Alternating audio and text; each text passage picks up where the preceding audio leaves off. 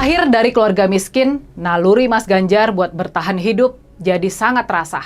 Maka karenanya, walaupun Mas Ganjar ini bukan sosok yang amat cemerlang, dia bukan sosok yang sangat cerdas, dia bukan sosok yang amat lihai. Tapi Mas Ganjar juga bukan sosok yang mudah ditaklukkan. Mas Ganjar punya sistem pertahanan, sistem kesabaran, sistem ketekunan, dan juga sistem kepasrahan yang sudah sangat amat terasa sejak dia masih kecil. Mas Ganjar punya naluri untuk bertahan, untuk tidak mudah dimatikan. Dia tidak mudah dimatikan.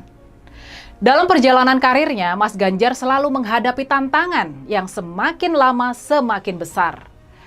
Sewaktu ikut pemilihan legislatifnya yang pertama di tahun 2004, Mas Ganjar mendapatkan nomor urut 2. Waktu itu pemilihan legislatif masih menggunakan sistem nomor urut. Dan ternyata waktu itu di daerah pemilihannya, PDI Perjuangan cuma berhasil mendapatkan 1 kursi DPR. Dan uniknya lagi, yang mendapatkan suara terbanyak ketika itu adalah caleg PDIP nomor urut 3. Bukan nomor urut 1 maupun nomor urut 2. Mas Ganjar praktis gagal masuk ke DPR.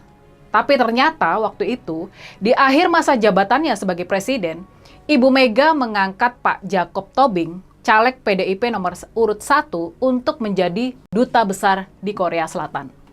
Maka dengan mundurnya Pak Jacob Tobing dari ajang Pileg, Mas Ganjar pun akhirnya terpilih dan dilantik menjadi wakil rakyat. Hampir 10 tahun berselang di ajang pemilihan Gubernur Jawa Tengah tahun 2013, tantangan Mas Ganjar jauh lebih berat lagi. Waktu itu Mas Ganjar harus berhadapan dengan gubernur petahana, Bibit Waluyo yang 5 tahun sebelumnya mendapatkan sokongan dari PDI Perjuangan. Dan waktu itu favorit utama untuk menjadi cagup dari PDIP sebetulnya Rusty Ningsih, wakil gubernur pendamping Bibit Waluyo. Rusty Ningsih adalah tokoh lokal PDI Perjuangan di Jawa Tengah yang sukses saat menjabat sebagai Bupati Kebumen selama 8 tahun, antara tahun 2000 sampai dengan tahun 2008. Tapi Ibu Mega waktu itu menugaskan darah muda, menugaskan Mas Ganjar untuk merebut Jawa Tengah dari genggaman Bibit Waluyo yang hijrah ke Partai Demokratnya SBY. Semula diremehkan oleh semua orang, bahkan oleh internal PDI Perjuangan sendiri. Semula persentase suaranya dalam survei hanya 7%. Dan dia harus menghadapi gubernur mantan tentara yang sangat berkuasa. Mas Ganjar ternyata mampu menang dengan memperoleh hampir 7 juta suara, sementara Bibit Waluyo hanya sanggup mendapatkan 4,3 juta suara. Dan sekarang, 10 tahun berselang, tantangan yang dihadapi oleh Mas Ganjar semakin berat lagi. Sebelum ditugaskan oleh Ibu Mega sebagai calon presiden dari PDI Perjuangan, Mas Ganjar harus menghadapi gempuran dari dalam partainya sendiri. Dari Bambang Pacul dan kawan-kawannya, para loyalis dari Mbak Puan Maharani, putri dari Ibu Mega. Coba dibayangkan, Mas Ganjar harus bertahan menghadapi gempuran dahsyat dari pasukannya putri dari Ibu Mega, pasukannya Mbak Puan. Toh Mas Ganjar sanggup bertahan dan mendapat mandat dari PDI Perjuangan untuk maju di ajang Pilpres 2024. Nah, sekarang Mas Ganjar harus sanggup bertahan dari serangan yang lebih dahsyat lagi. Dia bukan cuma bertarung melawan Pak Anies dan Eyang Prabowo. Dia harus sanggup bertahan dari serangan masif Presiden Jokowi dan pasukan aparat. Maka pertanyaannya sekarang yang bikin kita semua berharap-harap cemas, pertanyaannya adalah, sanggupkah Mas Ganjar melewati ujian maha berat ini? Sanggupkah Mas Ganjar bertahan dari gempuran Pak Jokowi?